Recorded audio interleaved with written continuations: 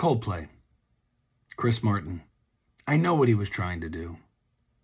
I know he was trying to do the right thing. He had two girls up on his stage and asked them, "Where are you from?" And they said, "Israel." And immediately you can hear the groans from the crowd, everybody getting very uncomfortable. And what does Chris do? He says, "Oh, well, regardless of where you're from, I want to welcome you here as humans." I know what he was trying to do. But what a sad state of affairs we're in, where just being from Israel is assumed to be a source of shame, that an audience needs to be tempered and comforted to know, regardless of the fact that they're from Israel, we should still welcome them. And then Chris goes on to also welcome people from Palestine. But the implication is that there is a caveat that if you're going to welcome Israelis, you have to mention and you have to welcome those from Palestine who are theoretically there, but not the people right in front of you. I want people watching this clip to imagine if two fans had got up there and Chris asked where they were from and they said, "India." And Chris said, "Oh, well, okay, well, regardless of where you're from, I welcome you. And I also want to welcome people from Pakistan."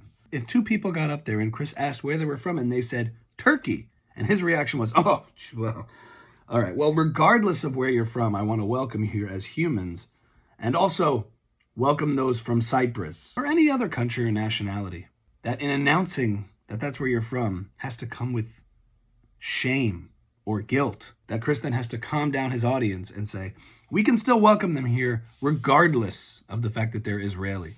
I know Chris thinks that that was the brave thing to do, to have this message of unity and hope, and to mention also people from Palestine. But I think the brave thing to do would have been to just welcome them as they are, as Israelis, as proud Israelis. Had Chris had just said, "Well, welcome. I'm glad you're here." And that's it. That would have been the brave thing to do. I give people the benefit of the doubt, and I know in the moment it's a tricky situation. It's a controversial situation. But you see, that's the saddest part. The fact that them announcing that they are from Israel is looked at as inherently controversial. To me, shows not the moral virtue of standing up for them in the face of that crowd, but a moral failure in not doing so. Now, I love Chris Martin, I love Coldplay, and I love their music, and not in spite of their nationality or regardless of their nationality. And I don't think anyone would appreciate being told that they're accepted as humans regardless of their identity. You would never say that to any other group of people. But somehow, when it comes to Israelis, that's seen as virtuous, to completely disregard their identity. And this incident to me really gets to the heart of the matter. The real problem is that Israel and Israelis are only accepted provided that their identity is disregarded.